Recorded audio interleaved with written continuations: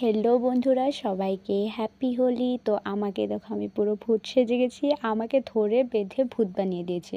তো এখানে দিদি, জেঠি, বৌদি ওরা ছিল, আর আমার সৈন্যগণ ওরা দাউড়াদাউড়ি করে একদম রং খেলছে, পুরো ওদেরই হোলি লেগেছে। তারপর এদিকে পুরো দাদা এসেছে, ওকে একদম ধরে বেঁধে ভূত বানিয়ে দিয়েছে। তারপর এদিকে দিদির ফটো টোটো অল্প তুলে দিলাম, এদিকে আমার ভাসতে অল্প বড় বড় পোস্টে এসে তারপর জেঠি আমার ফটো তুলতে যায় না, জেঠি যে আমার রং লাগিয়ে দিল। তারপর রাস্তায় যাকে পাচ্ছি তাকেই রং লাগাচ্ছি। তারপর এখানে বাবা জেঠি রং খেলছিল। প্রথমে তো আমি রং খেলবই না, তারপর ঘরে ঘরে যেয়ে রং খেলছি। যার গালগুলো একদম পরিষ্কার সাদা, তাদের গালগুলো একদম রঙিন করে দিয়েছি। তারপর পাথারে দৌড়ে যেয়ে যাকে পাচ্ছি তাকে রং লাগাচ্ছি। মানে এভাবেও কেউ রং খেলে আমাদের দেখে শিখবে।